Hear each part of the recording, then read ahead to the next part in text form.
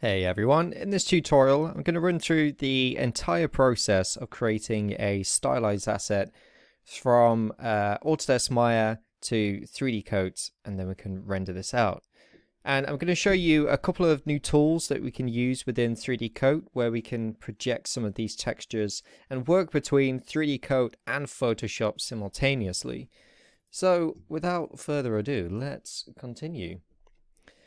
So I'm going to start by creating a very simple model within Maya, and I'm just going to create this very simple vase. Now, as opposed to using the cylinder tool, which is going to have quite a lot of subdivisions, instead I'm going to start with a cube. So something very simple here. I'm just going to drag this out, make this a little bit bigger.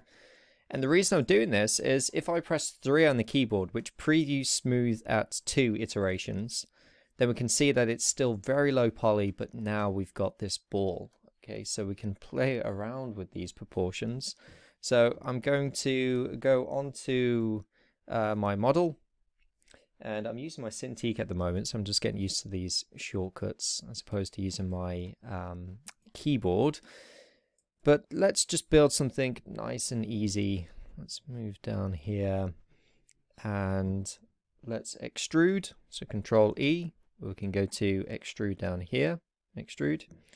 And let's just bring this out, scale this one out, Control E again to extrude, and let's extrude this up. And if you want to see what it looks like, press 3 on the keyboard. Okay, so we've got this effect. And let's do that again, Control E to extrude up, and then I'm going to press R to scale, Control E again to extrude, and let's look at that, press 3 on the keyboard. Okay, and let's extrude again, but this time just use an offset, bring this into the center and extrude this down again like so. And let's go down to the bottom. This base is very small, so let's just extrude the base slightly, and then we'll just scale this up from the center. Okay, so something nice and easy. So let's just bring this back up above the grid, press 3 on the keyboard, and now we've got this effect. Okay, so we've got this little cup. So I'm going to press 1 on the keyboard, and I want some of these edges to be a little bit harder. So I'm going to go into my multi-cut tool and then hold Control on the keyboard to do a loop around the object, and then left click. And I'm going to do the same at the top. Now let's press 3 again. Okay, that's looking better. Back to 1.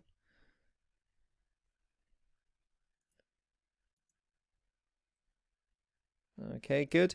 And then in the center, I might just do the same. Control E to extrude and just create an offset. Now let's press 3 again. Okay, that's looking pretty good. So let's just zoom out. Okay, so I need one underneath here. So let's back to 1, use my multi-cut tool again. And by all means, skip forward at this stage if you know how to model. If not, watch through this and I'll guide you through it. Okay, that's looking pretty good. Let's do the same up here.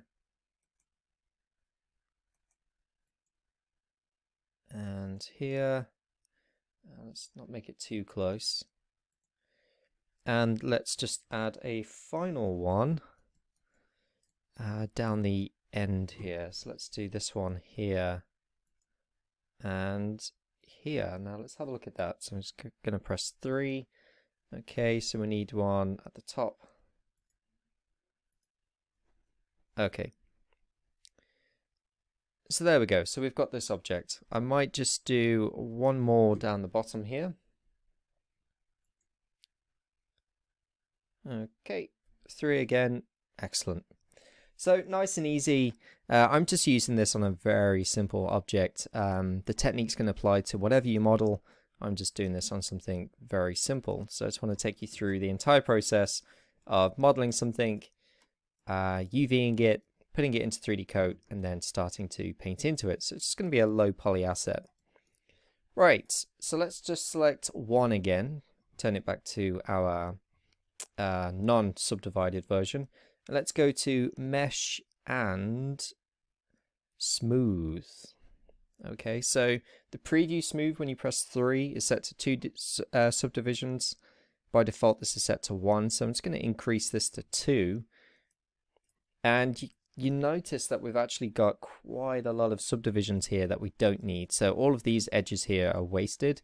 So we can go into our edge mode and just double click on this and hold right click, or hold control and right click. This is very hard since I'm not by my keyboard. Sorry, it is shift and right click and then select delete edges. Okay, so just double click on the edge, hold shift, hold right click and delete edge. Okay, so do that to all of these wasted edges that we don't need. We don't need these subdivisions here. We only need them on the sides where we need a little bit more of a smoother edge. So I'm just going to delete these. And the same on the side here. I will go through this. Oop. Let's go back to edges. And I'm going to pause it here to save you from watching me click every edge, and then we'll come back once I have deleted all these edges. There we go. Through the magic of pausing and playing, I have deleted all of these unwanted edges. Okay, so I've done that within the outside and the inside as well. So I've just deleted all these ones here. The rule of thumb, I've kind of kept it at 3 to 4 divisions on these edges. Okay, so if you still want a bevel, keep it at least 3, and if you want even more of a bevel, then you can go up to 4. So we can see we've got 3 close edges here, 3 of them here. This one could be moved up. If you want to move any of the edges, then if you just move this up, it will affect the geometry. But if we go over to the modeling toolkit, then here where it says transform constraint and it's set to off, we can set this to edge slide, and now this edge will just slide up the model, okay, without actually affecting the geometry. So it's a cool, handy little tip to remember. If you want to just move the edge without affecting the geometry, go to modeling toolkit, transform constraint, and set it to edge. So I'm just going to turn this off now. And let's continue from here. So the next thing I need to do is UV this.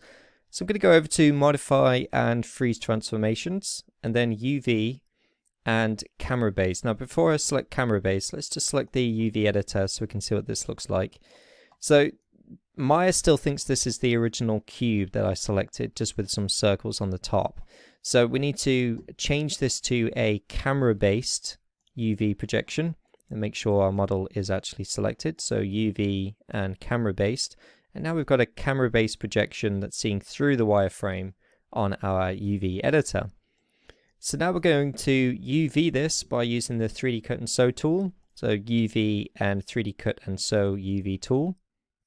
And if you hold right click, go up to component and edge, then we need to double click on these edges where we're going to unsplit this model. So here I'm just going to double click on this edge, and I'm going to select this inside edge as well. So if you look at this in a bird's eye view, then this entire object here is going to unwrap, and essentially anything that's white where you've cut through the model, it's like cutting it out with paper. So this is going to be cut out into one shape. And if you hold right click, go to component and UV shell, you can now see it's highlighted as one UV shell. So I'm going to go right click, up to component and edge again, and I'm going to select all of my edge pieces. So right through here, that's going to cut through, right through the center there, all the way down to this center, and just go all the way through. Now it's nice and easy if you've got these sets of 3 subdivisions, because then I can just select the middle one. Here, the edges around here, and we've got this one. In fact, I'm going to go right underneath and choose this one instead. Okay, so that's all of those pieces. Now we need to split through the side, okay? I've just noticed we've got our inside. There we go. So anything that's on top, we don't need to add a seam inside for this to unwrap. Anything that's on the side, we need to split this UV in half so we can actually unwrap this. So here on the side piece, I'm going to double click on this side, and I'm going to try and keep it consistent and keep this cut going all the way through the model. So I'm just going to double click all the way down here, all the way down to the base. There we go. And because this will then unwrap as one singular piece, I'll keep this flat. Okay, that's looking pretty good. If you want to split this again, we could go to the other side and split through. But for now, I'm just going to unwrap this all the way through to the side. We've also got our inside piece. Let's just flip this around and double click on this edge. Okay, and let's try and unwrap this. So the next thing we need to do is hold right click, go to UV and UV shell, and just select the entire object. Now just press D on the keyboard, or D, and now we've got our object unwrapped. So it's a little bit messy here. I'm just going to go to the move tool, make sure all of this is selected, and go to our unfold option and also our arrange layout. So the first thing I usually do is select the orient shells and then go to layout. So now we've got a bit of a neater layout here. Now here we can see that it's slightly skewy, so we can unfold this and make this a little bit straighter. So we can select unfold and then select the straighten UVs. And let's see if that's going to straighten that there. Yeah, not an awful lot of straightening there. We could use the unfold tool and just unfold this ourselves. But we're just going to leave it the way it is. And let's have a look at this one. So let's go back onto our UV shell. And then let's straighten this UV. And let's straighten this one.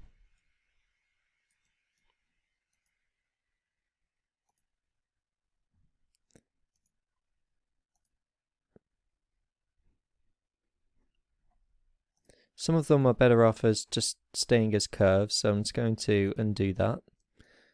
And this one still definitely not straightening. Okay, we'll keep it as that. And this one, again, I believe this won't straighten properly. Yeah, it's not so bad. Okay, so now I'm just going to select all of these again and go to layout. Okay, a bit more of a neater layout. And we can move this around if you want to move it slightly. And at this stage, you want to identify where is the top and where is the bottom. So if I select here, we can see that that's the top, that's fine. If they're flipped, then you may want to just rotate this. It's going to make your life a little bit easier when it comes to painting this. So let's just go back onto our UV shell. Okay, and then just click through this just to familiarize yourself as to where these UVs actually are. So if I wanted to paint on this UV, I know that it's going to be this one in the corner. And if I want to paint on the base, then I know that it's going to be this one. The rim here is at top. Okay, and this one here. Okay, good. And these are my side pieces. Brilliant. Right, now that we have our model UV'd, we can save this out now. So let's go to File and Export All. And we're going to export this to the desktop. I'm just going to name this Cup 1. And let's export that. And now let's jump into 3DCoat. So within 3DCoat, we're not going to sculpt into this. We're just going to import this straight into 3DCoat. So I'm going to go over to Paint UV Mapped Mesh per pixel, and then select my folder and select this Cup 1. So we can keep this by default. I've set this to Maya, no subdivisions. Keep the UV, make sure it's not on auto mapping. We want to keep the UV that we made in Maya. No smoothing, and I'm going to keep this at 2K. I'm not going to make this any larger. Just going to click OK. And now we have our object within 3DCoat. I'm just going to turn this grid off here, and I might just turn this into orthographic for now. Okay, good.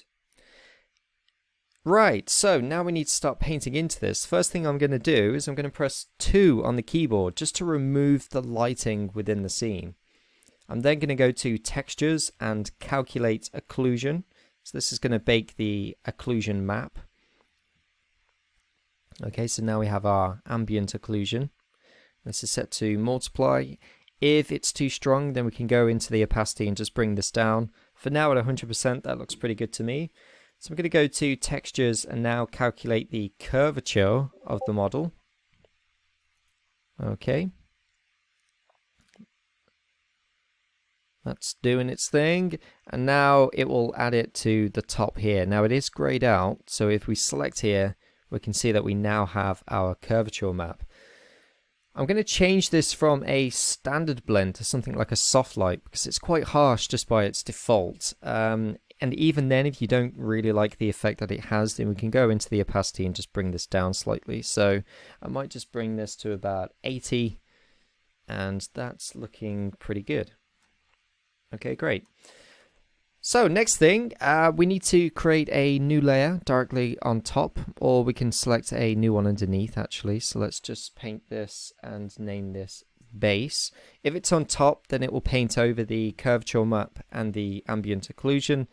If it's underneath, then you'll see that curvature map and ambient occlusion on top, which ideally we want. So let's keep that underneath, and let's just start painting in our base colors. So here we've got our colors selected, and let's make this maybe just slightly lighter and just start to paint in some block colors.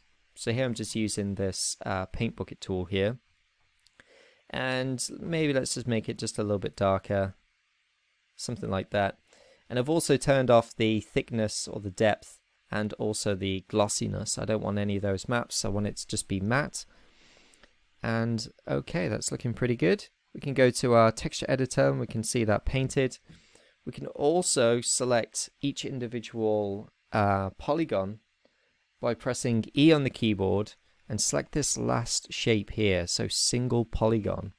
So say for example I added some sort of green slime or potion that was in the center here, then I can actually paint on each individual polygon, and I can just hold left click and drag. I'm just going to move this to the top of the camera, there we go, and we can just paint all these polygons. So if you use that paint bucket tool, it's going to paint the entire thing, but if you use the polygon tool, then we can paint each individual polygon. Okay, so that's looking pretty good. And maybe let's just change one of these colors here. So let's make this a little bit darker, maybe a slightly different tone, and let's just paint this section.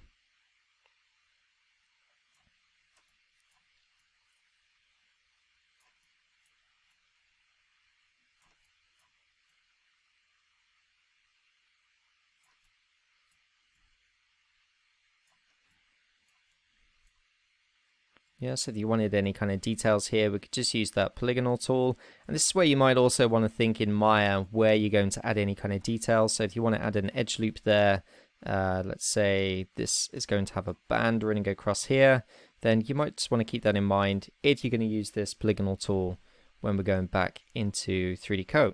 Okay, so I'm just going to keep that where it is now. In fact, let's just paint this top section here.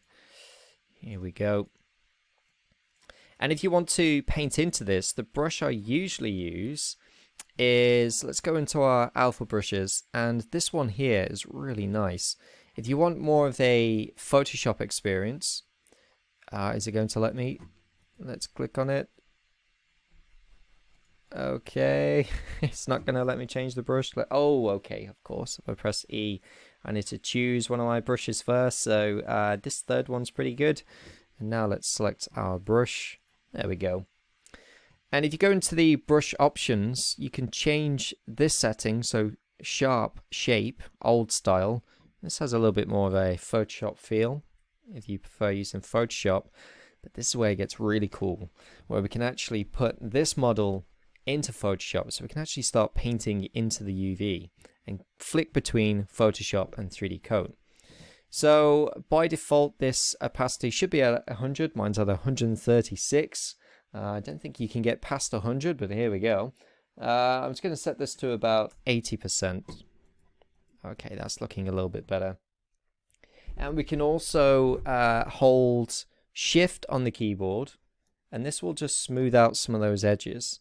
So let's make this brush a little bit bigger and hold Shift, then it should smooth out that selection. We can also press V on the keyboard, and that's essentially our color picker. So we could just select a lighter area of that brush and then paint into it. Press V again. You don't need to hold in V, you can just tap V and then it's going to blend. Okay, so we get this effect. And again, by holding Shift, it will start to smooth that out. Okay, cool. Now if we want to paint this within 3DCoat, within Photoshop, then we can go to Edit, and you can press Edit All Layers in External Editor, or you can press Control P on the keyboard. So that's going to bring up the Adobe Photoshop panel. Hopefully that's then loaded, and there we go. Now we've got all of our layers directly within 3DCoat, within Photoshop. So if I just hide the curvature map, we can see that we've got our base color here. We've also got our wireframe, which is great to see. So we can bring this all the way up to the top and we can actually see our wireframe, see exactly what we're painting. I'm just going to bring those curvature maps back on, and we can change some of the colors of the ambient occlusion just to bring some colors from behind into our base color. So let's go on to our hue and saturation,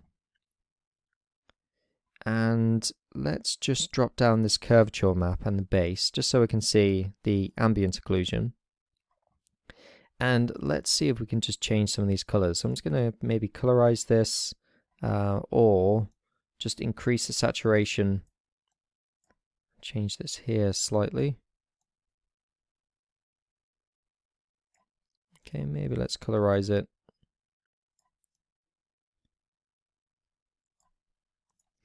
And then turn all these back on. Okay, so that curvature map now, it's going to have a blue tint to it. So I'm just going to go and merge this down to my ambient occlusion. And anything I paint here within this base is now going to be in our 3DCoat model. So now I can utilize all of the brushes within Photoshop and start to paint into this. Okay, so let's try and very quickly paint into it.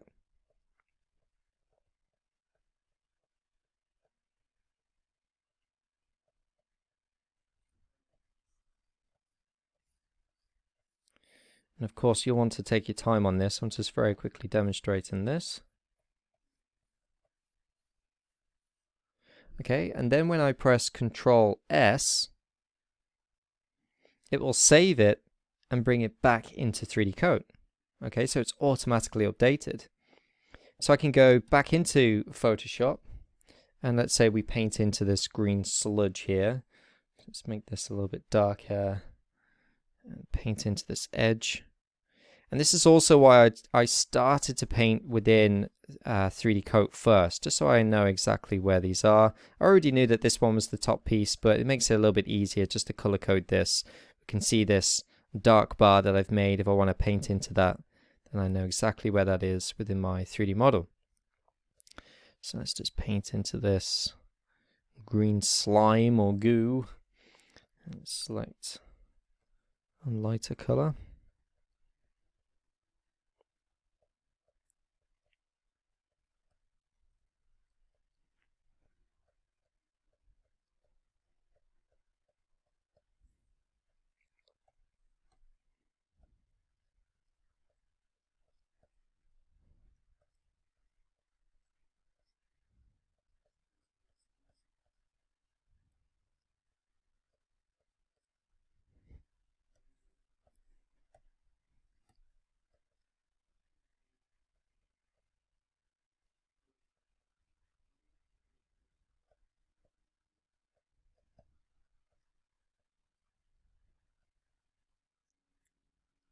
Okay, and let's see what this looks like in 3DCoat. So again, Control S to save, back into 3DCoat, and then let's look at those results. There we go.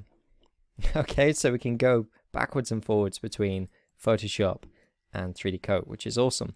Now, another feature within 3DCoat is to actually have a like a screenshot of what's on the screen and then paint into that in Photoshop. So I'll show you that now. If we go to Edit and go to our Edit Projections in the external editor, then it will load that render within Photoshop. Now, any kind of light maps, we can turn that off. We don't want any lighting scenario on our model, but we do have our base here that we can now paint on. So let's say, for example, we had some sort of painted detail on the side of the cup. It could be a ornate pattern.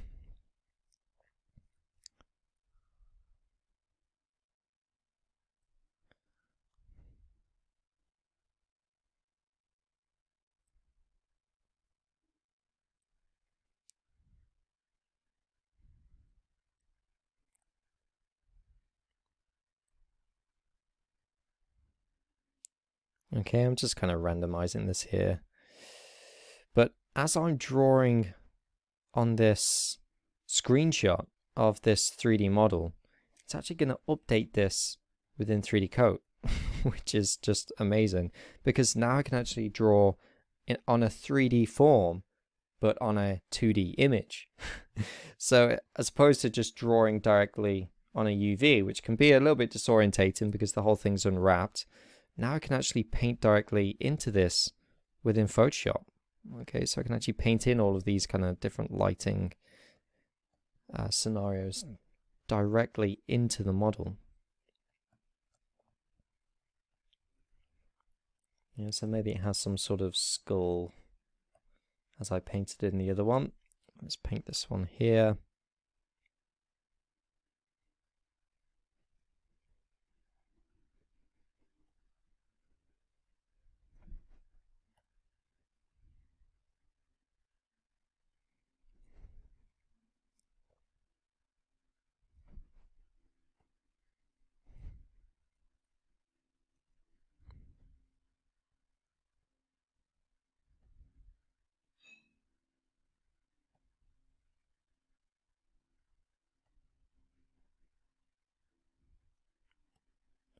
Okay, and now when I press Control S,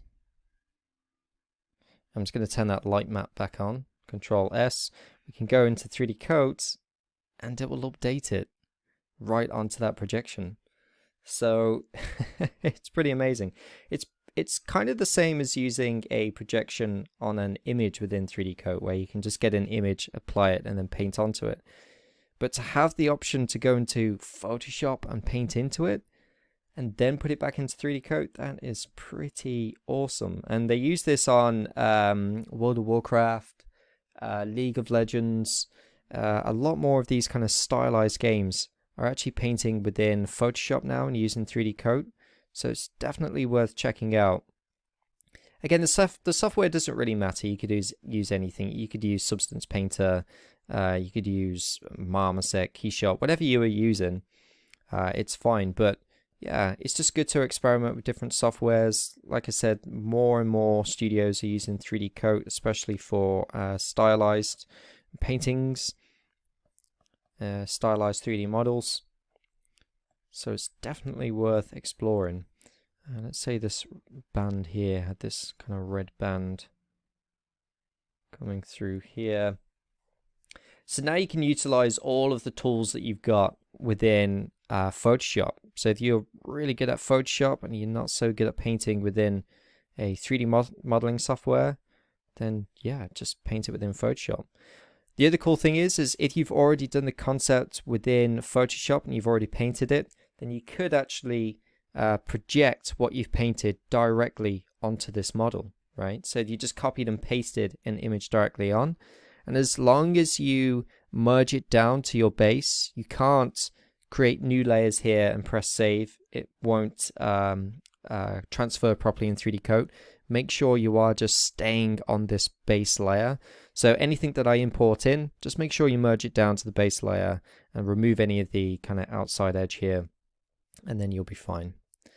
But yeah, you could add your own images, your own paintwork, your own concepts directly onto this 3D model. So you're not doing it again, you know. So here on top of this green section here, let's just increase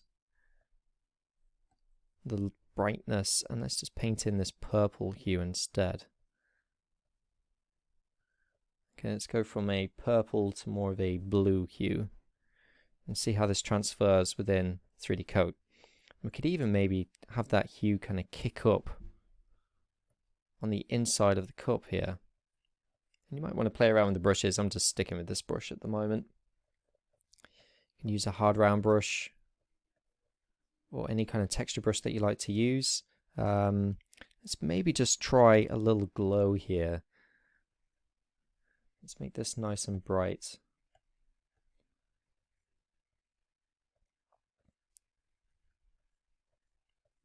Okay, so let's try that. We could also add a little bit of light here as well. So where we've got the curvature map, let's just turn the curvature map off. So we've got this result and then we've got this one. So we could continue to paint into the curvature map as well. So if you want to blend these in a little bit more, then we can do that.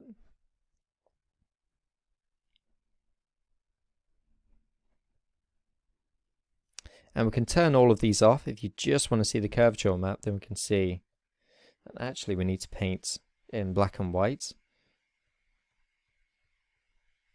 Okay, so we can blend some of these edges. We could maybe make it a little bit darker in areas.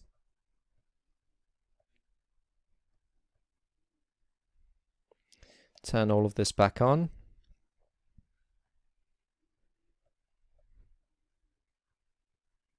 Okay, so you get this effect.